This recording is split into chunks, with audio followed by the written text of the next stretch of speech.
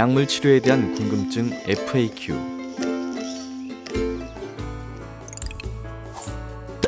조현병은 약물 치료가 꼭 필요하다고 하던데 더 알아보고 싶어요.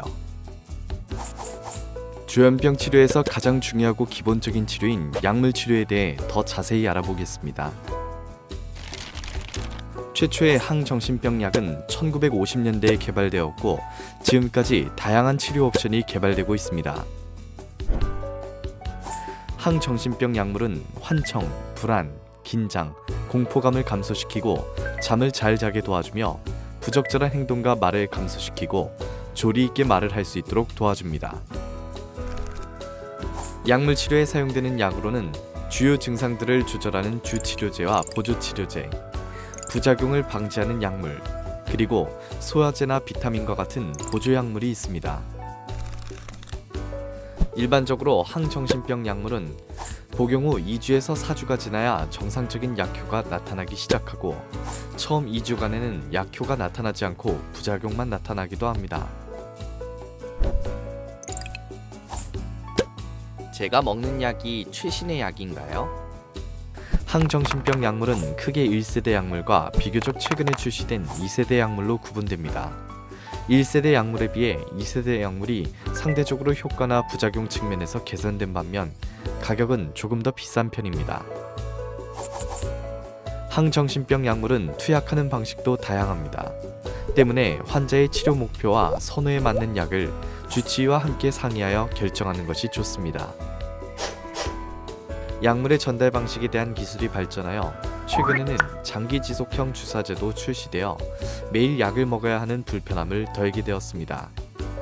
장기 지속형 치료제는 짧게는 한 달, 길게는 3개월에 한 번 주사를 통해 증상 조절이 가능하고 조현병 재발의 주요한 원인인 경구약물의 중단율을 낮추어 재발을 줄일 수 있다는 장점이 있습니다. 각 약물의 장단점은 환자의 신체적, 사회적 상황에 따라 다를 수 있으므로 약물 선택에 있어서는 주치의와 자세한 상의가 필요합니다. 인터넷이나 주변에서 얻은 약물에 대한 정보는 대부분 개인의 주관적인 판단이 많이 포함된 내용이므로 참고는 하되 너무 신뢰하지는 않는 것이 좋습니다. 선생님, 약은 평생 먹어야 하나요? 모든 환자가 평생 약을 먹어야 하는 것은 아닙니다. 환자의 증상이나 발병 횟수에 따라 약물 복용 기간은 달라질 수 있으며 이를 주치의와 상의하는 과정이 반드시 필요합니다. 첫 발병의 경우 약물 투여로 6개월에서 12개월간 증상이 없고 사회적 기능이 회복되면 약 6개월에 걸쳐 서서히 약물을 줄여나가 완전히 중단해 볼 수도 있습니다.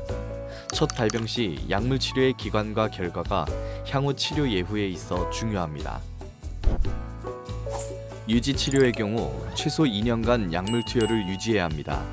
약을 줄이는 도중이나 약을 중단한 이후 적어도 1년간은 주의 깊게 관찰하여 재발이 없는지를 알아봐야 합니다. 특히 재발의 징후가 있는 경우에는 즉시 주치의와의 상담이 필요하므로 재발의 징후에 대해 미리 알아두는 것이 도움이 될 것입니다. 재발한 경우에는 첫 발병 시보다 더 많은 노력이 필요합니다. 재발을 거듭할수록 약물에 대한 반응이 좋지 않고 증상 호전에 많은 시간이 걸립니다. 평균 약물 치료 기간은 처음 발병의 경우 1에서 2년, 재발한 경우 5년, 그 이상 재발한 경우에는 평생 복용해야 한다는 의견이 있습니다. 재발의 원인과 예후는 환자마다 다를 수 있으니 주치의와 상담하여 정확한 원인과 문제를 찾고 이후 재발을 막기 위한 치료 계획을 세우는 일이 필요합니다. 약을 먹으면 몸이 처지고 멍해져요. 약을 먹으면 손이 떨리는 것 같아요. 누군가 나를 해치려고 약을 억지로 먹이는 것 같아요. 다양한 이유로 약을 거부하는 경우가 종종 있습니다. 또한 정신과 치료에 대한 사회적인 편견 때문에 또는 자신의 병을 인정하지 않아 약을 거부하는 경우도 있습니다. 처음 조현병을 진단받고 치료를 시작하는 경우 환자와 가족 모두 병을 받아들이기 쉽지만은 않습니다. 특히 급성기 증상이 어느 정도 조절되면 환자가 괜찮아 보여 약물 치료를 계속할 필요가 없다고 느끼는 경우가 많습니다. 몇 차례 악화와 재발을 겪으면 가족들은 치료 유지의 필요성을 인정하지만 정작 환자는 이를 거부하는 경우도 흔합니다. 따라서 약물을 거부하는 원인에 대해 주치의와 상의하고 부작용으로 인한 경우 부작용을 줄이는 방법을 찾아볼 수 있습니다. 약의 부작용에는 어떤 것들이 있나요? 항정신병 약의 부작용은 보통 1에서 2주 후 약해지는 경향을 보입니다. 부작용이 나타나거나 계속될 경우에는 반드시 담당 주치의와 상의하여 주시기 바랍니다. 항정신병 약의 대표적인 부작용으로는 먼저 추체 외록의 부작용이 있습니다.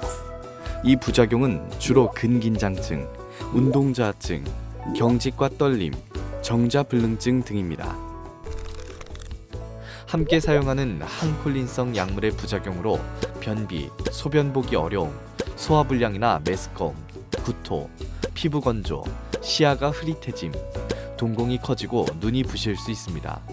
또한 과다한 진정작용으로 인해 몸에 힘이 없고 졸린 증상이 나타날 수 있습니다.